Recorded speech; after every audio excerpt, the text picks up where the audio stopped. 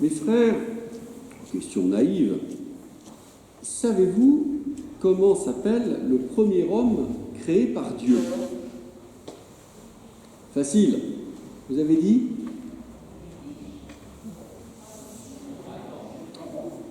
Bon, vous me rassurez, il n'y a que des mauvaises réponses. Surtout là-bas, là. Et non, Dieu prend de la terre, fait de la pâte à modeler, et il crée l'homme, Adama, en hébreu. Adam, ce n'est pas un nom propre. Et oui, Adam, c'est le nom générique pour l'humanité. On devrait traduire le terreux. Bon, pas très joli. Voilà, enfin c'est notre condition. Alors c'est très trompeur, évidemment, parce que Dieu dit à l'homme c'est Adama, c'est ce qu'il a pétri de la terre, il est ni homme ni femme, ni Adam ni Ève, il est l'homme, voilà, Adama en hébreu.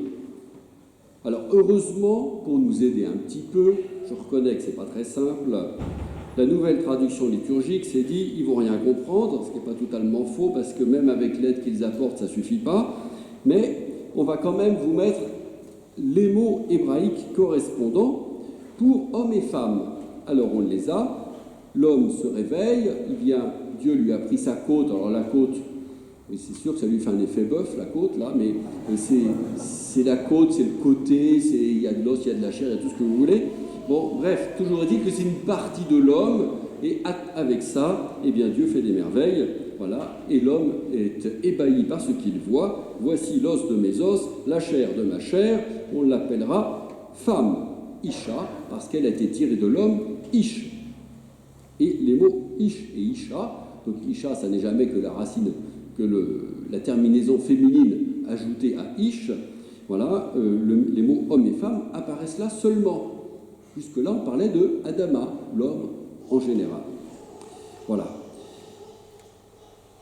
Et c'est l'homme qui va donner à Ève son nom, et à partir du moment où Ève a un nom, du coup, Adam, il va récupérer le Adama, et ça devient son nom à lui, mais enfin, il se l'est donné lui-même, si on veut. Personne ne l'a jamais appelé comme ça. Bref, nous voici plutôt avec homme et femme. C'est très intéressant de voir que l'acte créateur concerne d'abord l'humanité en général. D'ailleurs, vous savez qu'il y a 2 récits de la création dans la Genèse. Au chapitre 1er, le fameux récit de la création en 6 jours, l'Hexaéméron, eh bien, le 6e jour, Dieu crée l'homme, il les créa hommes et femmes. Point barre. Et on ne vous dit pas pourquoi d'ailleurs. Voilà, il crée l'homme. Bon. Et on précise après homme et femme. C'est tout. C'est dans le second récit qu'on va essayer d'expliquer cette différence. Et donc là, on repart effectivement de l'homme, Adama, voilà, et on essaie de donner une explication à l'homme et à la femme avec cette création de la femme qui est expliquée de façon particulière, l'histoire de la côte, ou du côté. Voilà. Donc, tout à coup, l'homme découvre, grâce à la femme, qu'il s'appelle Ish, parce que jusque-là, il s'appelait Adama, comme tout le monde. Bon, Ish. Alors, évidemment, on se demande ce que ça veut dire, tant qu'à faire.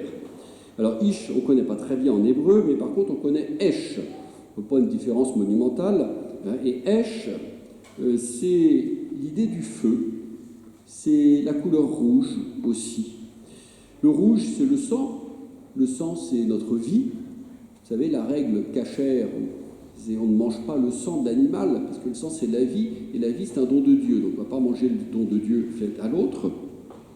Voilà. Donc, pourquoi pas, Ish, il est fait de sang, il y a des bonnes joues bien rouges, voilà.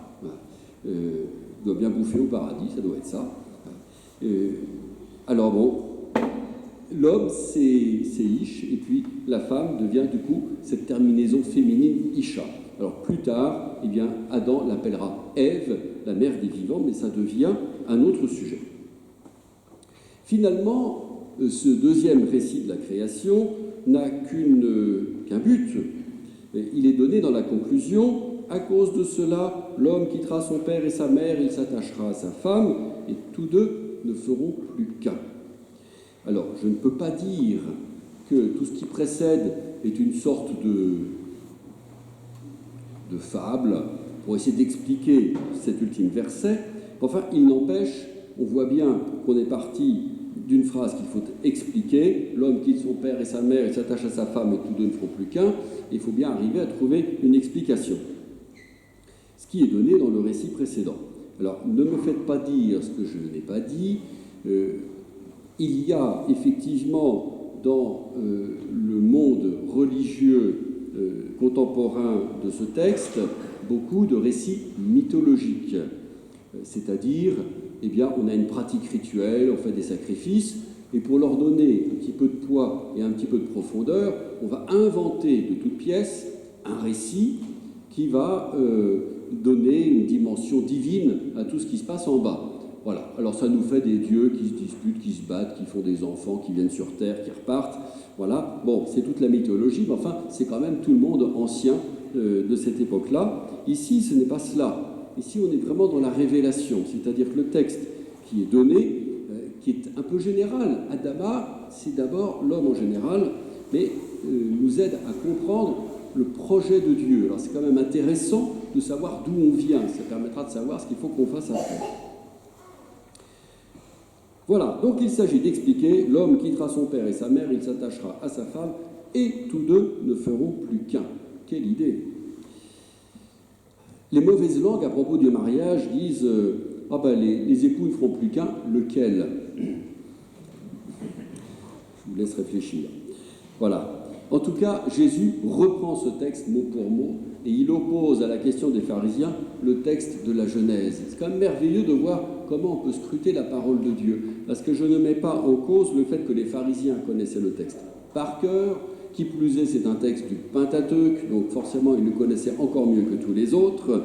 Donc finalement, ils avaient la clé, la réponse à leurs questions.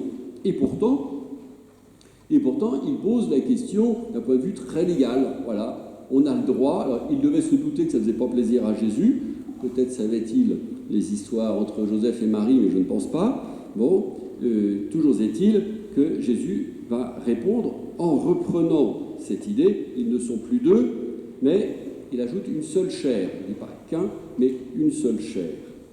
Alors, vous tous qui avez reçu le sacrement de mariage ici, vous avez quand même fait l'expérience que vivre à deux, c'est d'abord concilier deux personnes, deux caractères, des habitudes.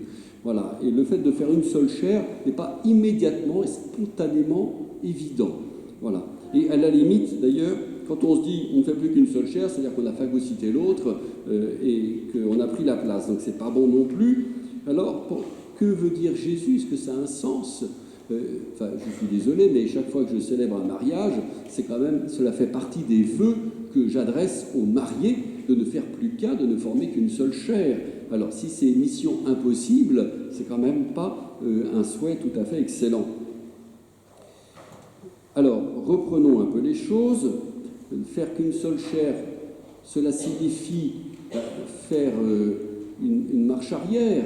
Au début, Dieu crée l'homme générique, et c'est après qu'il distingue l'homme et la femme, et c'est quand l'homme découvre la femme qu'il s'aperçoit qu'il est homme.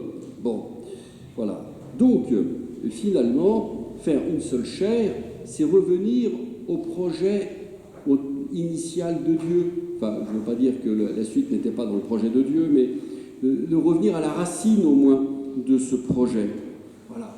Et créer un être, qu'il soit homme ou femme, un être aimé de Dieu et un être capable d'aimer Dieu à son tour. Et alors ça, je sais bien que la spiritualité, la dévotion des hommes et des femmes ne s'exprime pas de la même façon, d'accord, mais il n'empêche que tous nous sommes appelés à ça par l'acte créateur de Dieu. Nous sommes faits pour être en relation avec Dieu. Et d'ailleurs, c'est pour ça que quand Dieu crée toutes les bêtes sauvages, etc., il n'y en a aucune qui ne corresponde à Adam. Il n'y en a aucune qui est capable de louer Dieu. Donc, je me dis, le mariage, finalement, le vœu du mariage, ne décrit peut-être pas la vie ordinaire des mariés, mais décrit bien le but du mariage. Et le but ultime, c'est la pleine communion. Alors, de quoi s'agit-il? Faut-il se dire, bon, des jeunes mariés, ils sont débutants, ils ne savent pas très bien encore, il faut qu'ils apprennent. D'accord? Après ça, on a quelques heures de vol, le temps passe, bon, et puis on vieillit ensemble, je vous souhaite de vieillir ensemble, mais du coup, c'est plus difficile de supporter sa vieillesse et de supporter celle de l'autre en prime. Bon. Alors, finalement, est-ce qu'il suffit d'attendre pour que la grâce du mariage réalise ce vœu? Je n'ai pas l'impression. Alors, si ce n'est pas le cas, c'est peut-être parce qu'au contraire, le mariage, c'est au début que c'est bien. Alors, évidemment, le jour du mariage, on prend les belles photos, et puis c'est le jour où la mariée est dans sa robe. Voilà. Oui, mais en même temps, rien n'est fait encore. Bon, finalement, y a-t-il un moment idéal du mariage? Voilà. Vous qui êtes mariés, voulez-vous choisir un moment de votre vie en vous disant, ah bah celui-là, il était bien, celui-là, c'était le top, c'était le sommet, bon, puis maintenant, on redescend. Ben non, c'est pas possible, ça. Oui, il y a effectivement une ascension, mais l'ascension n'est compréhensible que si le terme est au-delà de notre vie. Je sais que le mariage concerne la vie humaine. On est marié pour la vie, voilà. Mais le mariage est un signe d'éternité profondément. Car dans l'éternité, que fera-t-on si ce n'est de contempler le Seigneur, donc d'être dans une communion profonde, non seulement avec lui, mais les uns avec les autres. Je vous rappelle que le Seigneur nous promet à la résurrection un corps. Alors peut-être pas comme celui qu'on a aujourd'hui, hein, mais en tout cas quelque chose qui nous rende bien hommes ou femmes, et pas des anges, même si on vient de les fêter, qu'on les aime bien, c'est pas notre catégorie, voilà, et qui nous permettent de nous individualiser. Chacun sera bien celui qu'il est, appelé par Dieu par son nom, et pas une âme. Dieu ne fait pas collection d'âmes, il en fait des colliers, non, c'est pas ça. Voilà. Donc, chacun eh bien, est appelé à être tel qu'il est dans la vie éternelle, et donc en pleine communion dans le Seigneur. C'est le Christ qui réalise cette communion. Et là, j'espère que les mariés ne seront pas déçus, parce que même s'ils ont été unis pour la vie, eh bien, la communion qui nous attend au ciel, c'est encore un cran au-dessus, en termes de qualité, en termes de présence, d'immédiateté. Donc finalement, vous qui avez reçu ce sacrement, vous qui espérez un jour pouvoir vous engager et le vivre, eh bien, vous devenez, pour nous, aujourd'hui, chaque jour, ces témoins d'une attente, de quelque chose qui nous dépasse, mais que le Christ a déjà commencé à réaliser en vous. Voilà cette bonne nouvelle. Alors je me désole qu'aujourd'hui le mariage soit si peu prisé. Le Pax est extrêmement développé, c'est-à-dire on prend soin des choses matérielles, c'est ça le principe du Pax. Voilà, ça permet de posséder un appartement ensemble, de ne pas trop payer d'impôts s'il y en a qui meurent. Bon, voilà, mais c'est tout. On prend soin des biens matériels, mais pas des personnes. C'est quand même un comble. Quand on vit ensemble, ce sont les personnes qui comptent, les premières, me semble-t-il. Alors, je me dis, nous, chrétiens, nous avons là profondément un message à faire passer. Peut-être qu'une forme de mariage institutionnel n'a plus aujourd'hui beaucoup de considération pour nos contemporains. Mais honnêtement, entre un projet matériel de vivre ensemble et quelque chose qui prépare à la grande communion du ciel, il n'y a quand même pas photo. Voilà. Il faut que nous soyons les évangélisateurs de cette réalité. Nous sommes porteurs là d'un trésor. Et même si ce trésor reste quelque chose de compliqué et de difficile à vivre et à mettre en œuvre, il révèle quand même profondément ce que nous sommes, la dignité de l'être humain, même d'ailleurs quand il se passe mal et quand il est vécu dans la souffrance. Ça n'est qu'un appel au Seigneur en disant Seigneur, tu nous as créés pour le bonheur et je compte sur ta miséricorde. Voilà, mes frères, retroussons nos manches. Il y a manifestement du travail et surtout il y a une magnifique réalité à vivre et à communiquer. Amen.